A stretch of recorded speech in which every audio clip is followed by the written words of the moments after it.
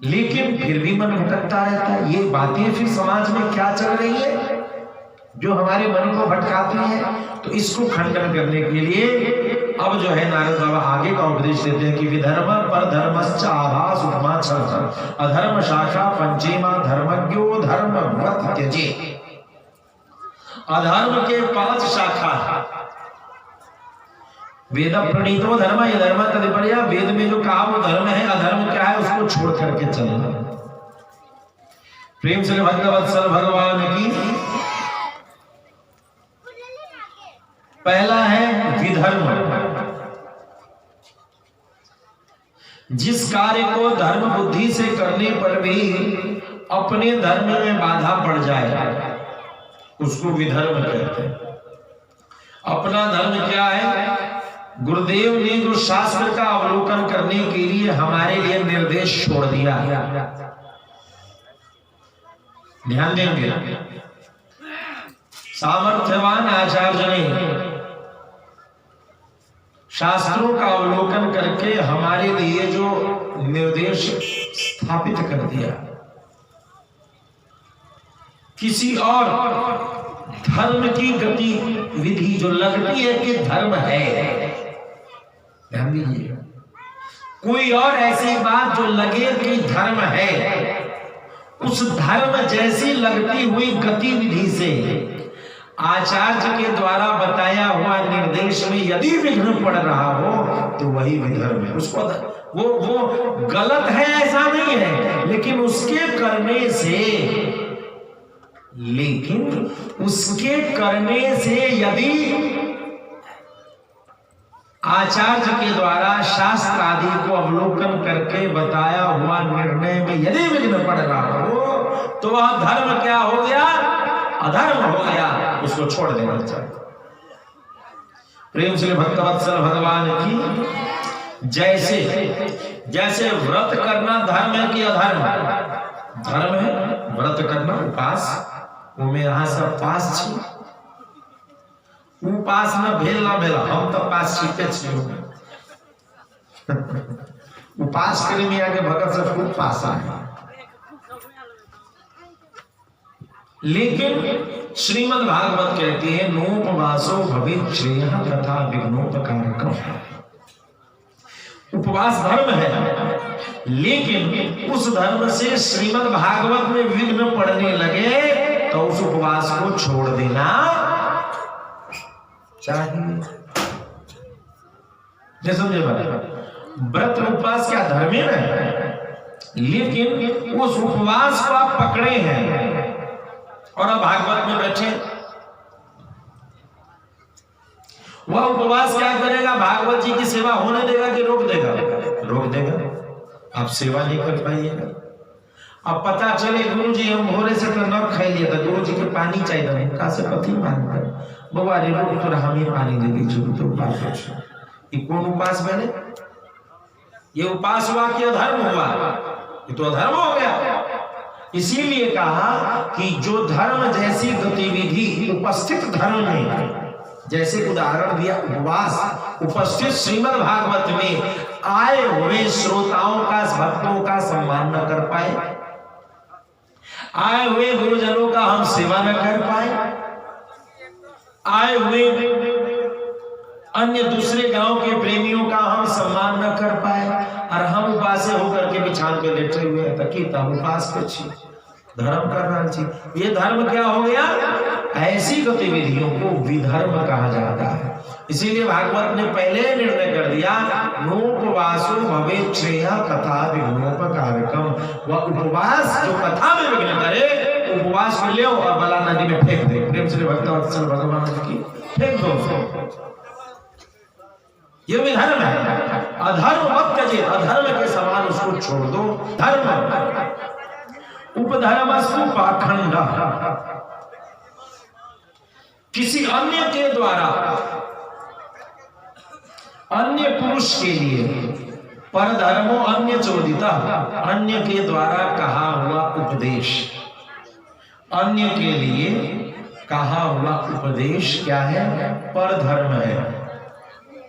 अन्य के द्वारा कहा हुआ, अन्य के लिए उपदेश पर धर्म है, पर उपदेश कुशल बहु तेरे।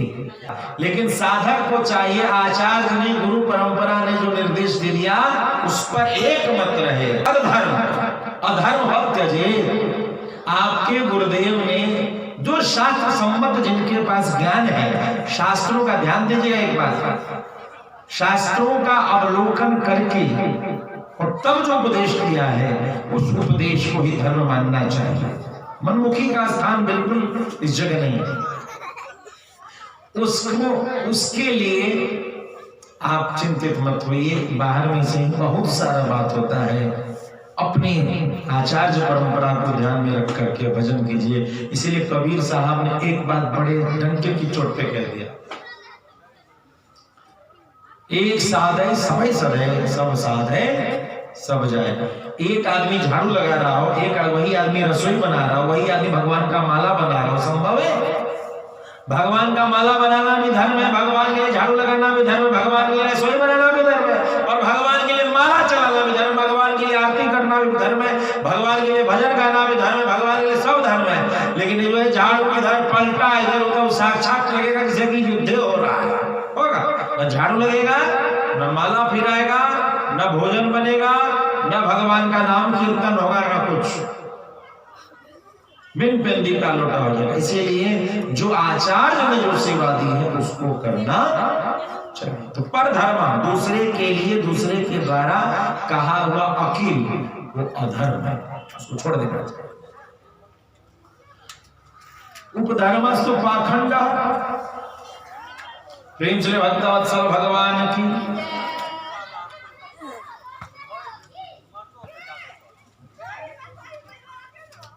पाखंड क्या है? पाखंड जो आपने सुना, मार पूरा देह में भस्म लगा करके एकदम हमरा क्रीम पाउडर कुछ न चाहिए, हमरा तो जे देह में लाग जाइए, कोनो कोनो इतना मोटका मोटका काजल लगावे छी, इतना ही लगावे छी, एक तरीके पूरा का पूरा आडंबर फैलाया हुआ है। इसको पाखंड कहा, इससे बचना चाहिए। दंभोवा शब्द भी छला। कुछ लोग शास्त्र के वचनों को तोड़ मड़ोड़ के ऐसा प्रस्तुत करते हैं जिसके कारण हम अपने सनातन धर्म को छोड़ देते हैं। इसको छल कहा। इसलिए हमने बहुत पहले से प्रवचन में एक बात कही, वह कितना बड़ा भी ज्ञाता क्यों ना हो, लेकिन वह रामकृष्ण को नहीं मानता तो हमें उसकी बात नहीं सुननी चाहिए। यह छल है। फिर कहते हैं धर्मार्थमपि, तो कहा यस्मिच्छया कृतः पुंभी आभासो याश्रमा पृथक्। जो मनुष्य अपने आश्रम के विपरीत अपने मन से ही अपना नियम बना लेता है, जे मन कैलक हमरा से जे हो सकत है से हम मनी में ना भगवान छक्का शैतान का है तोरा घर में। कुछ ऐसी बातें हैं जिनका सवाल का जवाब नहीं, एक और सवाल है, मनी में ना भगवान शैतान का हमें चल घरे के कहीं और भगवती के तीर शैतान भी फिर बैठा है। इस मन को ही तो नशा दिशा दे रहे हैं प्यारे, और इसी मन के आधार पर सब कर रहे हो। ये मन को जब तक जो है पेच लगा करके बांधोगे नहीं, तब तक भजन कहां से होगा। और ये पेच किसके लगाए जाते हैं? जब आचार्य लगाते हैं।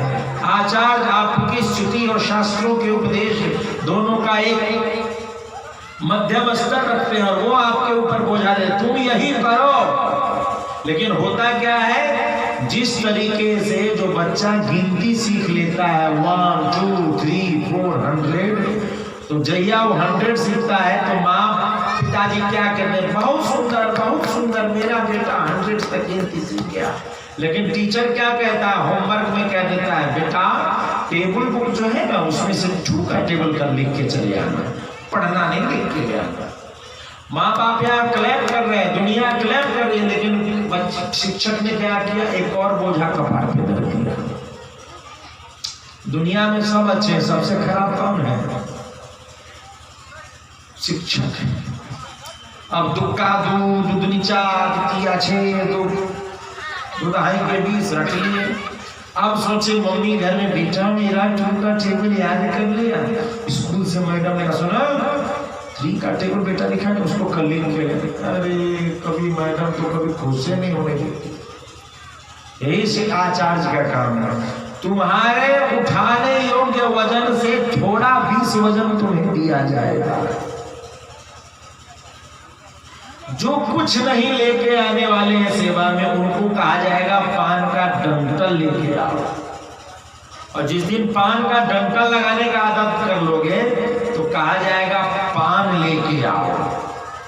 और जो पान लेकर के आदत जिस दिन ट्रेनिंग हो जाएगा उस दिन अरे अखिल नहीं जाओ, पान में लौंगो इलायची न धराई थे।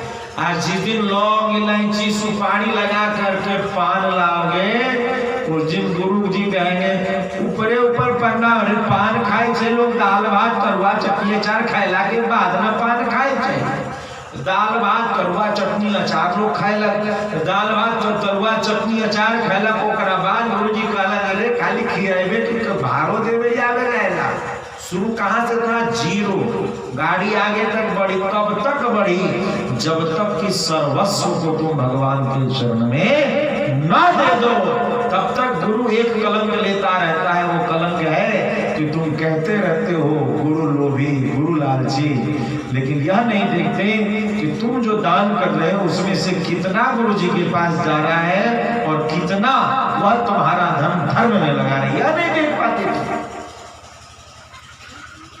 या नहीं देख पाते कि तुम कहां थे कहां आ गए। गुरु ने एक कलंक स्वीकार कर लिया लोभी होने का, गुरु ने एक कलंक स्वीकार कर लिया ठग होने का, लेकिन गुरु ने तुम्हारे हृदय में भगवत भजन का गौरव प्रदान कर दिया। तुम्हारे हृदय में भगवत प्रेम का रस प्रदान कर। तो जो मनमुखी है वो आभास का मतलब हमारा आभास होया जी काज हिना होए के चाहिए। आभास कौन कराता है? मन। तो यह आभास होना भी क्या है? 5वां अधर्म है।